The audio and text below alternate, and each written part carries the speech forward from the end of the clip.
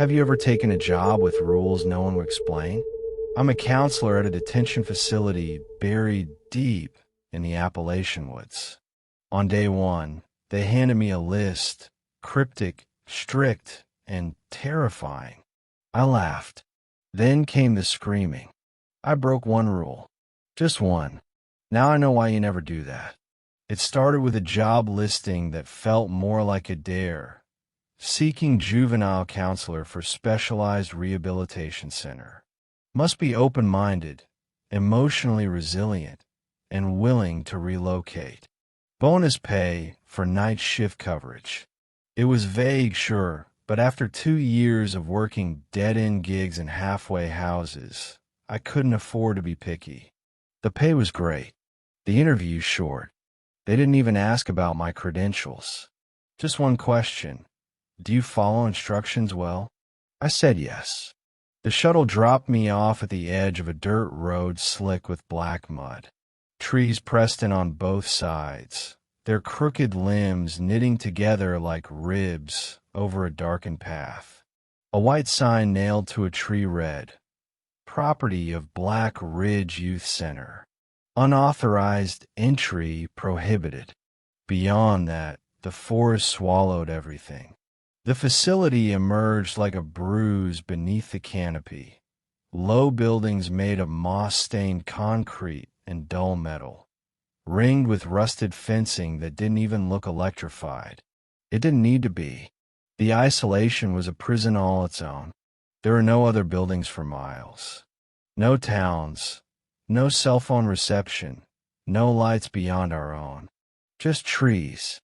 And that quiet. That awful, unnatural quiet. Even the birds didn't sing. A woman in her 50s greeted me at the entrance. Her name tag read, Director Hemsley, and her smile didn't reach her eyes. "You're the new night counselor," she said, then handed me a laminated booklet without another word. On the front, it simply read, "Night Protocols." I flipped it open and blinked. 1.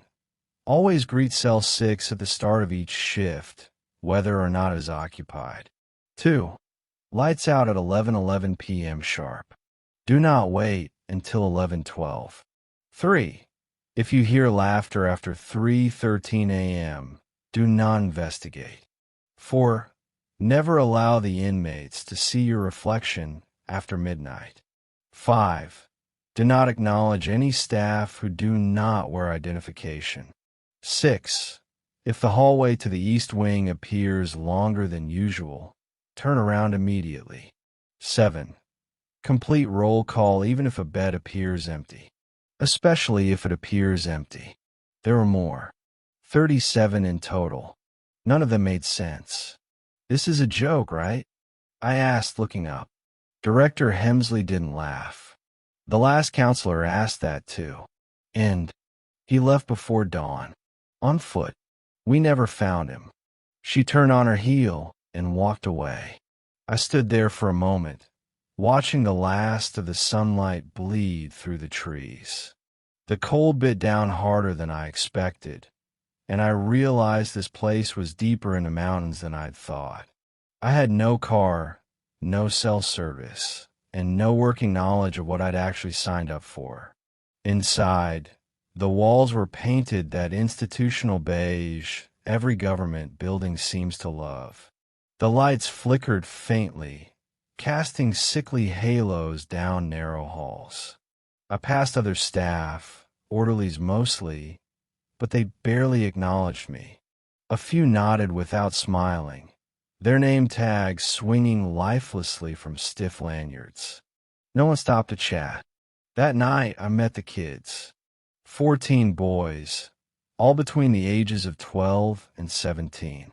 They were quieter than I expected, not sullen or violent like you'd imagine for a detention center, just tired, like they hadn't really slept in a while. A few glanced at me with what I can only describe as sympathy. "You the new night guy?" asked one, a boy named Ellis, maybe 15. "Yeah," I said, pulling up the clipboard to take roll call. "That obvious.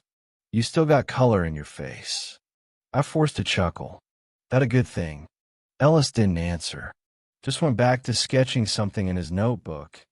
Rough, circular shapes that made my stomach twist when I looked at them too long. They felt familiar, like something from a nightmare I hadn't had yet.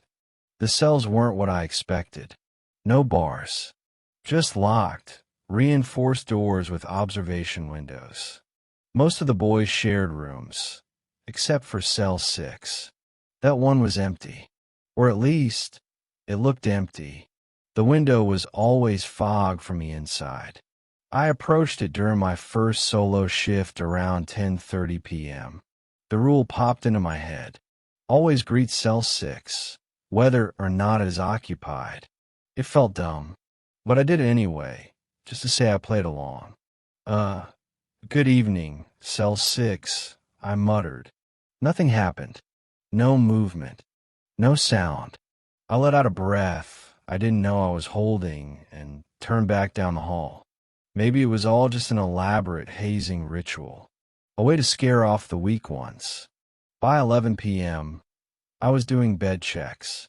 I'd never seen kids fall asleep so fast, but every single one of them was under the covers, eyes closed, facing the wall. At 11:11, I flicked off the lights from the control panel in the monitoring room. I thought about waiting until 11:12, just to test it. But a strange pressure started behind my eyes, like the air had thickened. I flipped the switch at exactly 11:11. I sat in the monitoring chair, watching the camera feeds blink to night vision mode. Most of the kids didn't move. A few twitched, murmured, but otherwise stayed still. And then I heard it. Laughter. Not loud, not wild or joyful, just soft and distant, like someone chuckling into a pillow. My skin turned cold. I looked at the clock. 3:14 a.m. My body rose instinctively, hand moving toward the hall door. It was automatic, a reflex. I'd worked in juvenile centers before. Someone laughs during lights out. You check it out. That's the rule. But not here. If you hear laughter after 3:13 a.m., do not investigate. My hand hovered over the doorknob. The laughter stopped. I stood still, listening to my own heartbeat echo in the silence. Finally, I backed away. The rule book lay on the desk beside me. I hadn't noticed it earlier. I could have sworn I left it in my duffel bag. But there it was, open to a page I hadn't seen before. One of the rules had a new note beneath it, written in red pen. 3. If you hear laughter after 3:13 a.m., do not investigate. You passed. I didn't sleep the next morning. Couldn't. My mind replayed that soft chuckle over and over again. It hadn't sounded human. At breakfast, I asked Ellis about it. He looked around like he was afraid someone might be listening. They like it when you break the rules, he whispered. He shrugged. Not all of them are kids. Not anymore. I tried pressing the staff for answers. Director Hemsley, the night nurse, even one of the janitors. Every time, I was met with the same expression, a tight-lipped half-frown, like they wanted to help but were too afraid. Just follow the rules, the janitor said, sweeping past me in the hallway. That's all that keeps you here. That's all that keeps you here. The word stuck with me long after the sun went down again. That night, when I greeted cell 6, the window cleared for a second, just long enough for me to see something standing there. It wasn't one of the kids, and it was smiling. There are moments when fear doesn't hit you like a scream, but rather a whisper, quiet, steady, crawling along the edges of your spine. That was the feeling I carried into my second week at Black Ridge Youth Center. I kept thinking about the thing I saw in cell 6. It wasn't a child. It had the shape of one, but the proportions were wrong. Too still, too tall for the angle. Its mouth had been stretched into a smile that didn't belong on any human face. I told myself I imagined it, that my brain was playing tricks after reading that absurd list of rules. But denial is hard when the rules keep proving themselves true. By the third night, I stopped questioning the protocol. It didn't matter whether I believed in the rules or not. They believed in me. I studied the list again during a break in the monitoring room. It felt different now. Less like policy, more like scripture. The paper was yellowed at the edges, the ink uneven in places, as if rewritten or corrected by hand over time. One of the pages looked torn and taped back in, but the tape was brittle and brown like it had been there for decades. Some rules were simple, straightforward, and eerily mundane. 9. Do not use the staff bathroom between 2 o'clock and 2:09 a.m. 12. Always close the lounge blinds before sundown. 17. If you hear your name whispered by a child not on the roster, ignore it. Others were less benign. 23. Never allow a child to see themselves in a mirror after midnight. 26.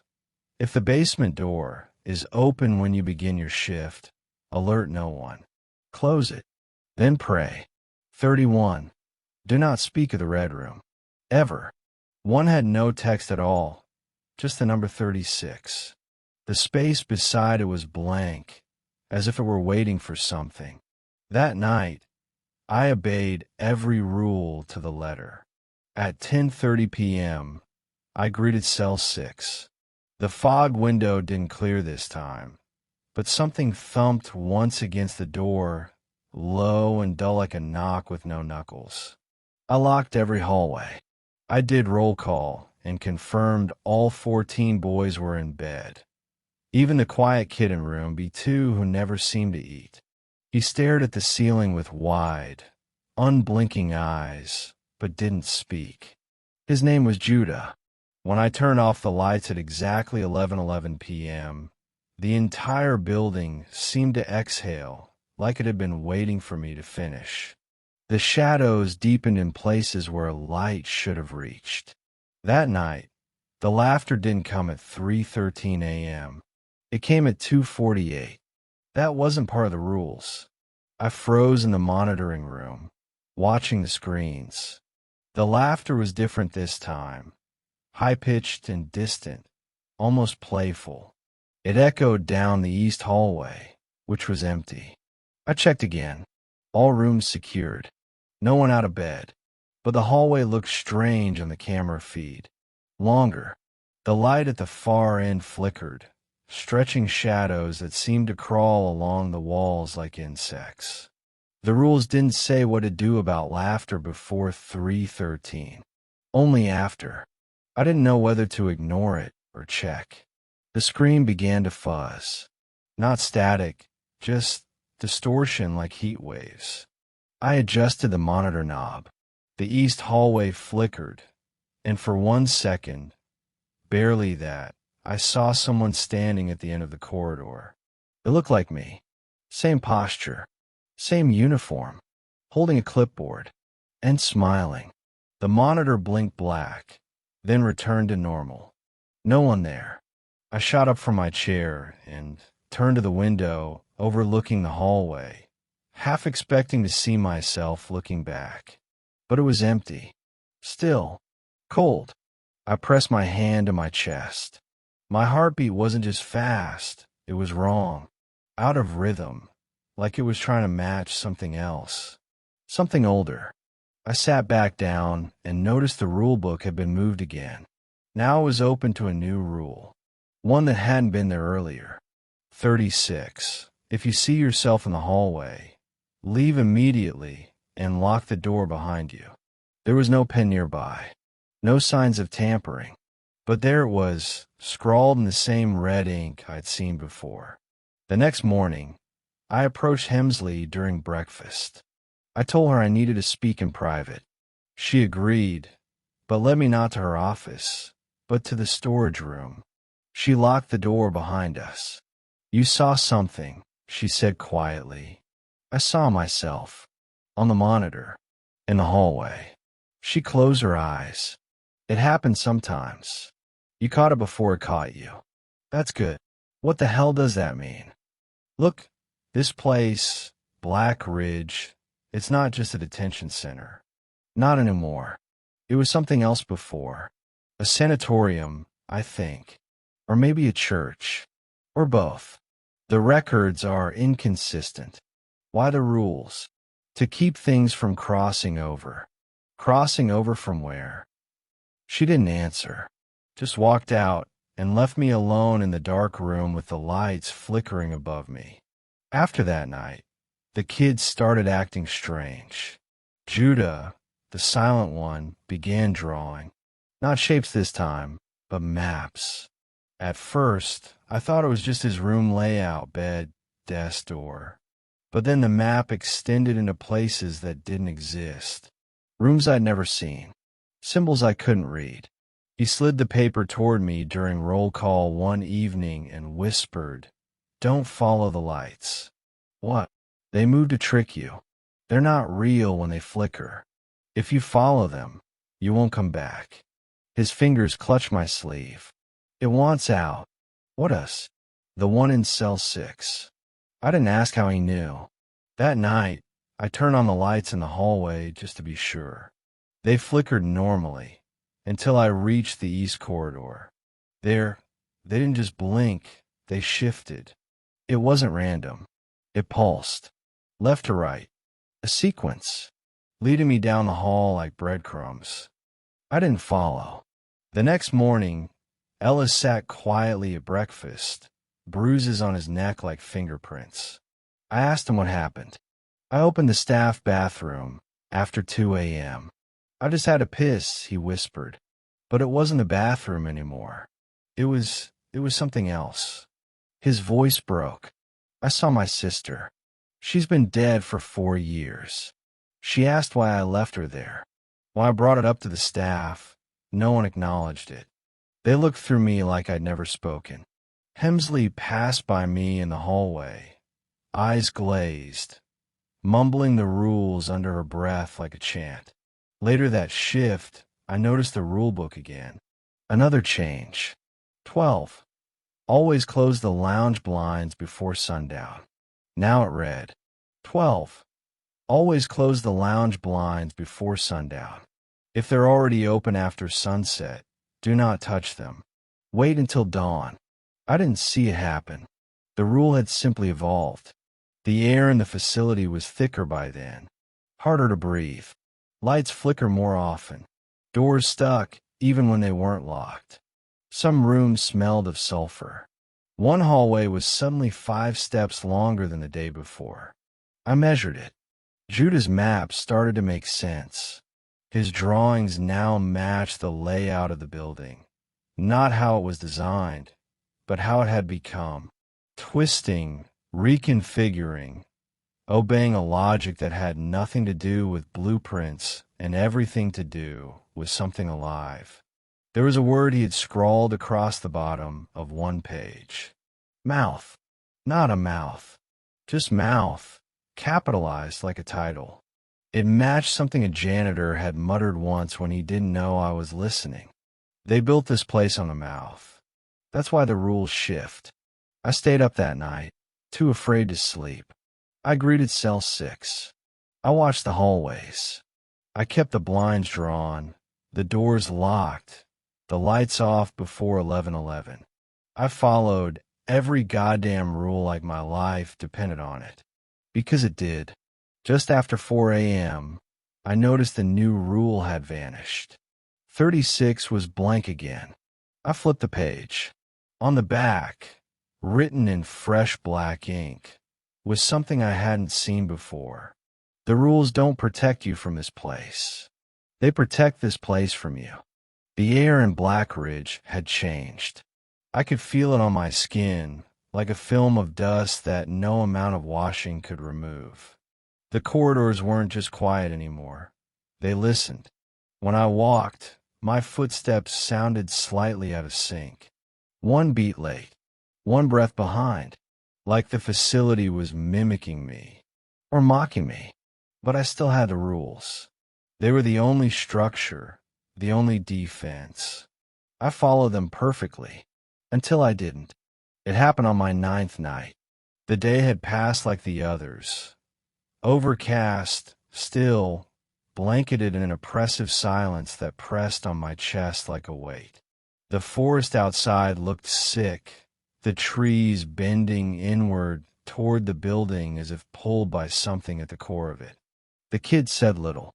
Ellis had gone pale, and Judah hadn't spoken all day, his eyes fixed on a single crack in the wall above his bed.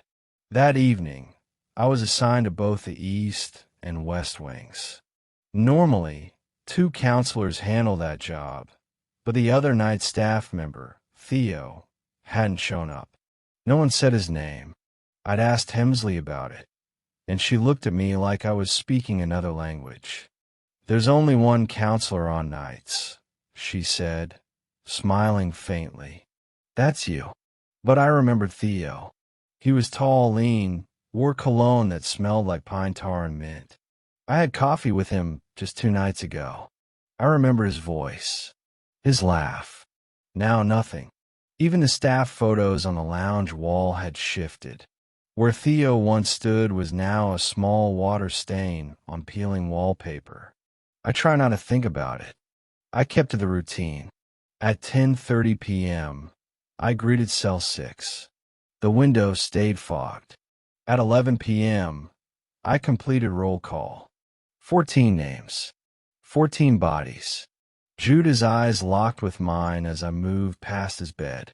"You'll miss one," he said softly. "What?" "You'll think you didn't, but you will." I felt a chill crawl up the back of my neck. "Miss what?" But Judah had already turned to face the wall. I turned off the lights at 11:11, as instructed.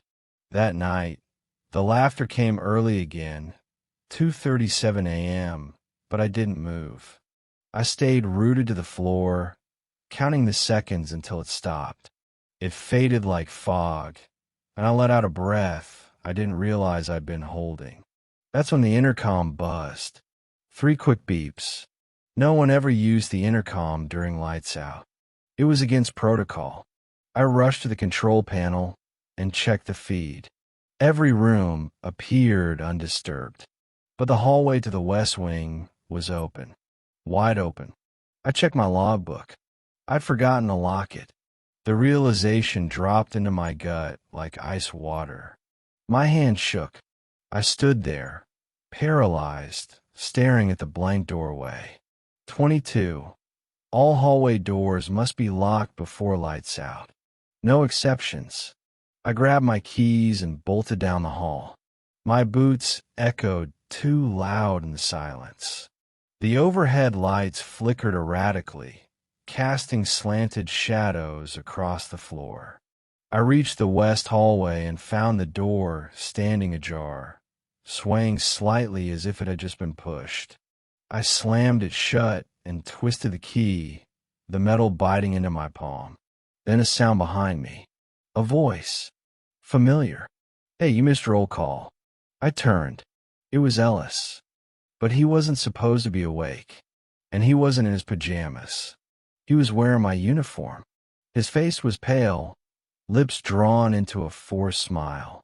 His eyes were empty, hollow, and his voice was slightly off, like it had been recorded and played back through cheap speakers. "You didn't call my name," he said again. I stepped back, heart pounding. He took a step forward. "That's okay," he said, grin widening. "You'll remember next time." The light above us buzzed and popped. When it flickered back on, he was gone. The hallway was empty. I stumbled back to the monitoring room, clutching the clipboard like it could protect me. I flipped through the roster again. 14 names. I counted the beds. 14 boys.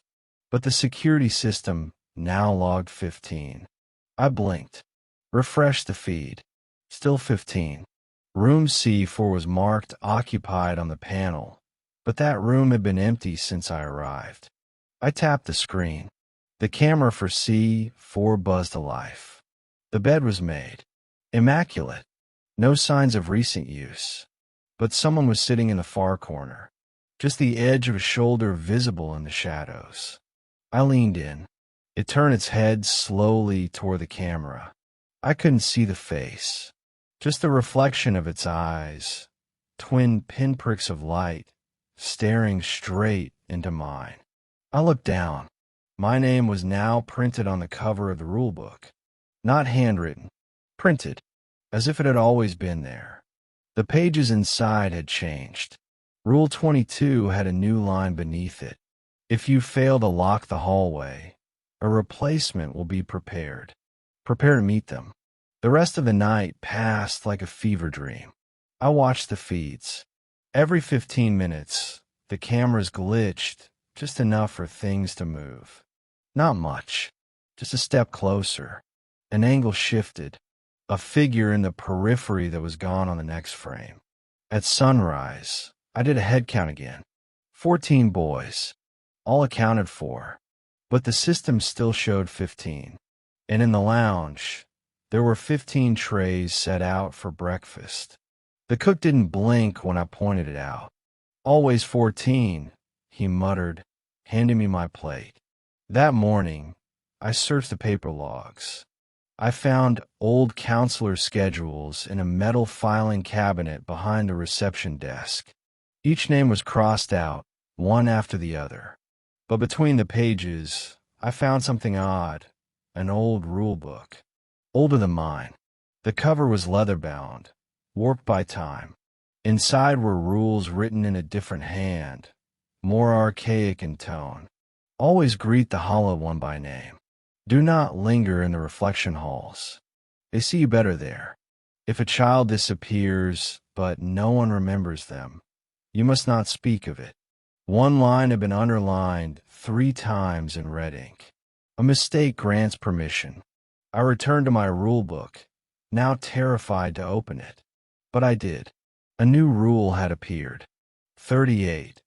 If your replacement appears, do not confront it. It learns from you.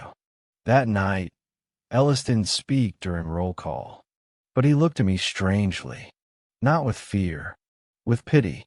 I passed cell 6 later than usual, 11:04 instead of 10:30. I cursed myself. Another mistake. The door shuddered once as I greeted it. A low, muffled voice whispered my name back to me from inside, and it was my own voice. The next day, the rulebook added another note. 39. You are now being watched by yourself. Do not sleep facing the door. I started keeping mirrors covered. I couldn't trust what they might show. I felt eyes on me constantly, watching from vents, from cracks in the wall, from behind the metal door of cell 6. When I asked Director Hemsley about the new rules, she looked tired, worn down like an old book's spine. You've broken one now, she said flatly. That's when the place starts to care about you. Care. You're no longer a guest here. You're becoming staff. I am staff. No, she whispered. Not yet. But you will be. That night, my reflection didn't match my movements. In the monitor, on a black screen I didn't remember turning on, I saw myself blink 3 seconds after I had, and then smile. The mirrors were the first to go. I covered them all. Bathroom, break room, even the little one I carried in my pocket to check for bloodshot eyes during night shifts. After the 3rd time my reflection blinked out of sync and smiled when I didn't, I taped a sticky note over the glass and shoved it into a drawer. It didn't matter. I still saw it. Reflections in unplugged monitors, polished doorknobs, even puddles on the floor. Watching, learning, mimicking. I stopped sleeping more than an hour at a time. Each time I closed my eyes, I dreamed of flickering hallways and numbers that whispered. My own voice echoed in the distance, asking questions I didn't want answered. Something was changing inside Black Ridge. Or maybe I was just starting to see it clearly for the first time. On my 11th night, Judah was drawing again. Not just idle sketches, but intentional diagrams. Full pages of symbols arranged in geometric shapes. Circles within triangles. Spirals overlapping squares. They weren't decorative. They felt mathematical, ritualistic. I found him sitting cross-legged on the floor during evening inspection, drawing with broken pencil tips on the underside of his mattress. "These don't come from me," he said, not looking up. "Who then?" He smiled faintly. "They come through." I crouched down. "Through what?" He tapped his forehead. "Through the cracks." I stared at the lines. They weren't gibberish. I'd seen some of the symbols before, once etched into the wood paneling near cell 6, and another time scratched into the inside of the security desk drawer. They matched. Judah flipped the mattress over quickly, as if suddenly realizing he'd shown me too much. Then he looked me in the eyes. "They don't like when you look too hard." That night, during roll call, something changed. The clipboard listed room, B1 is vacant. I remembered checking it earlier. A kid named Niles stayed there. Shy, gangly, maybe 14. He always hummed to himself and refused to make eye contact. He'd been there the day before. I was sure of it. But now his room was stripped bare. Bed made. Mattress gone. No trace of him. When I asked Ellis, he said, "Niles. Don't think we've ever had Niles." I checked the old rosters. No mention. His name had been scratched out. Not just once, but multiple times, like someone had tried to erase him entirely. Even the camera footage for room B1 now looped the same 5 seconds, over and over. I didn't sleep that day. In the afternoon, I caught the janitor spraying bleach across the hallway in long, even strokes. But there were no stains, no spills. I asked what he was cleaning. He paused and said, "Sometimes things leave marks we're not supposed to see." "What things?" He shook his head. "Not my place to say. I just keep the floors from remembering." That evening, as I prepared for my shift, I found a new rule in the book. 40. Do not acknowledge room B1. If asked, say it is under renovation. My stomach turned. The rule book was rewriting my memory. The monitor logs that night were even worse. 14 kids were supposed to be present, but the system logged 16. 2 of them had no associated room numbers. They were marked as 15.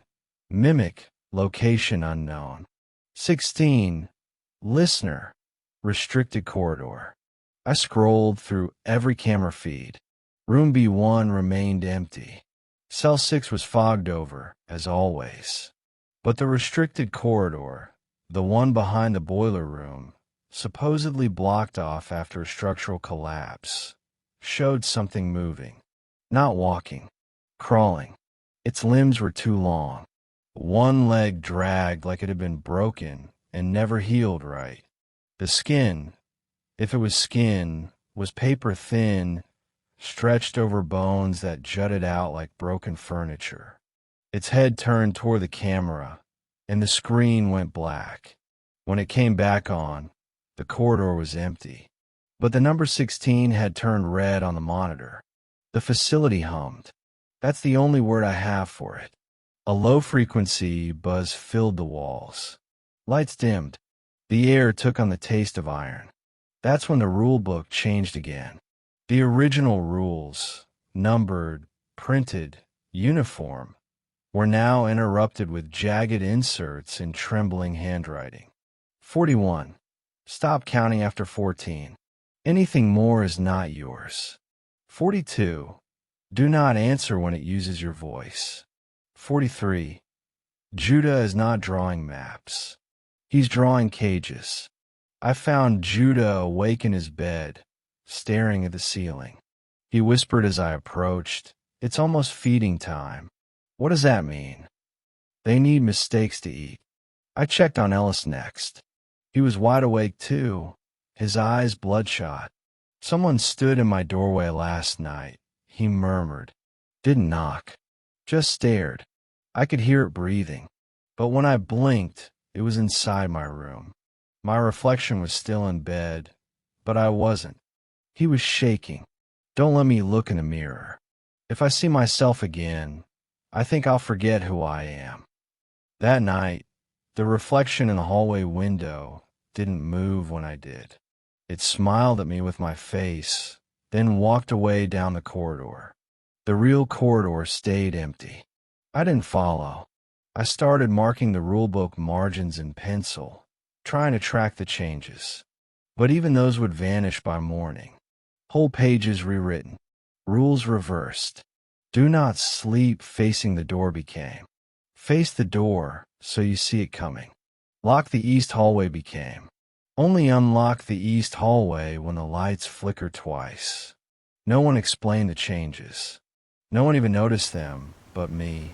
The other staff acted normal. The kids became quieter. Their drawings more violent. One morning, I came to find Ellis gone. No transfer paperwork. No explanation. His room had been cleared. His name was removed from the logs. His bed was replaced with a cot that looked 20 years older than the others. Judah just said, he looked into his own eyes. That's how they get in. I ran to the camera room, rewound the feed. At 3:13 a.m., Ellis had been pacing, whispering to himself. Then he looked toward the mirror mounted beside his bed, one he'd begged me to remove. His reflection didn't look back. It just watched.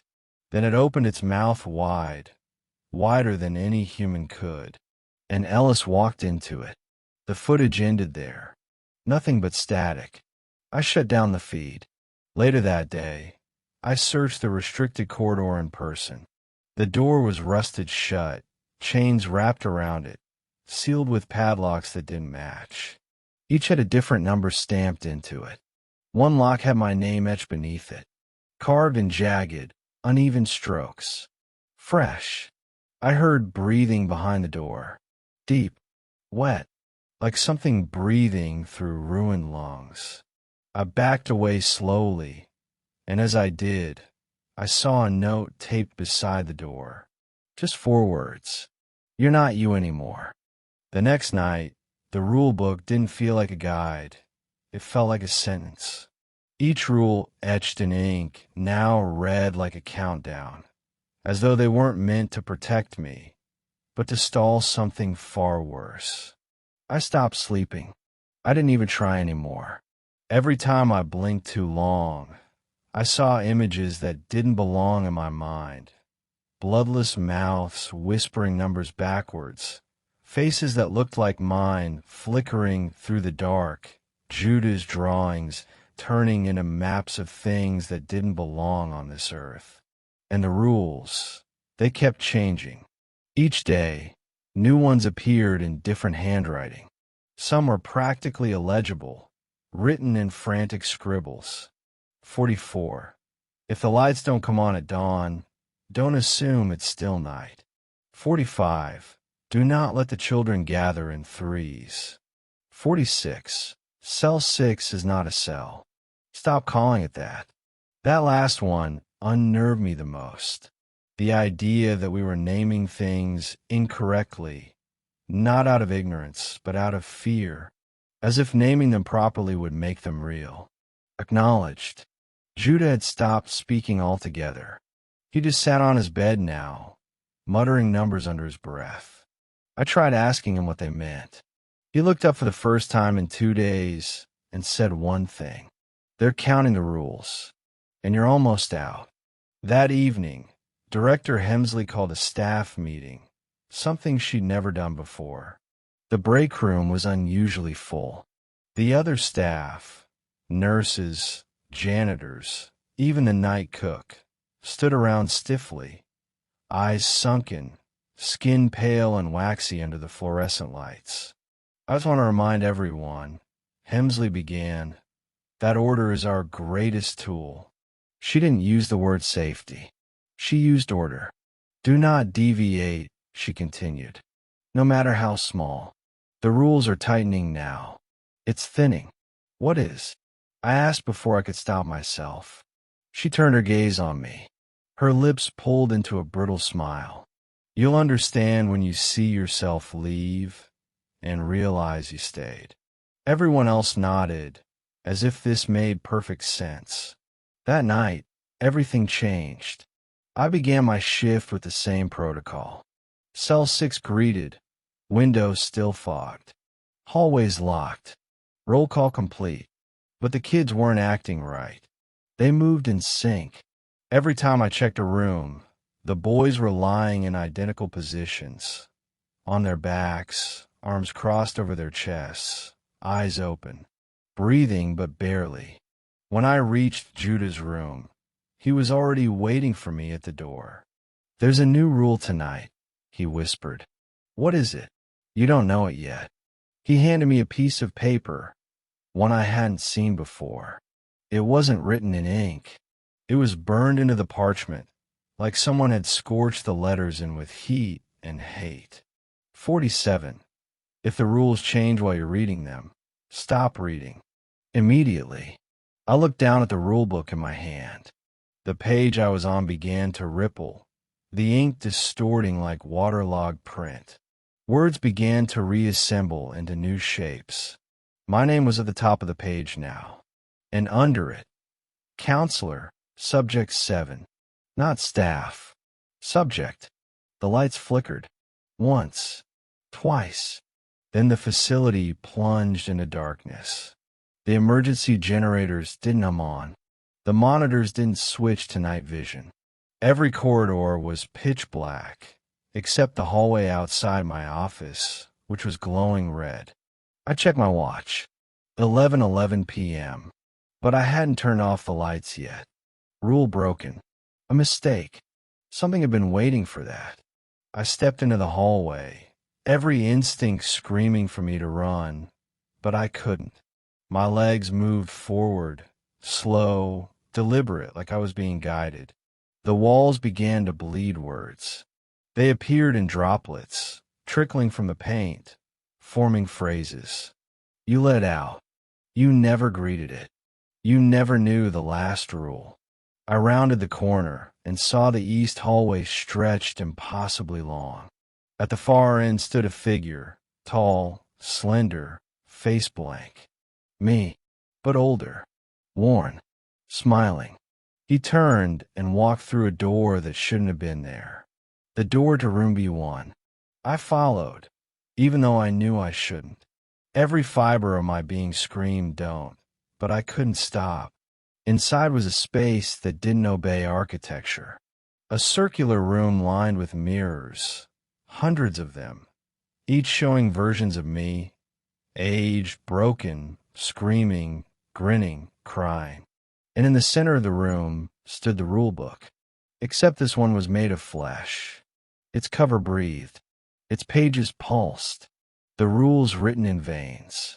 It flipped open on its own. There is only one rule. No number. Just a sentence. You are the final rule. Suddenly, I understood. The rule book didn't just tell you what to do. It rewrote who you were.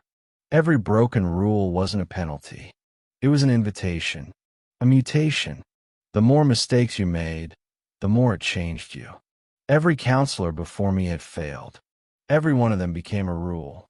That's why they never quit. Why no one remembered them? Because they never left. I heard a door slam behind me. I turned and saw a mirror ripple as something stepped out of it. It looked like Judah, but taller, his face stretched thin like candle wax left too close to heat. His eyes were gone, just empty holes. You weren't supposed to read that, he rasped. What happens if I break the last rule? There isn't a last rule, but it said, there's always one more. He lifted his hand and pointed behind me. Cell 6. Somehow, impossibly, it was here. In this room. The door was open. Inside was nothing. A black void. And within it, I could hear all the rules being whispered at once. Overlapping. Shifting. Swallowing. I turned and ran. I don't know how, but I made it back to the hallway.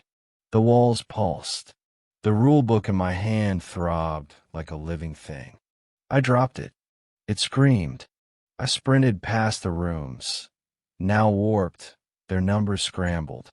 11 came after 2. 6 appeared twice.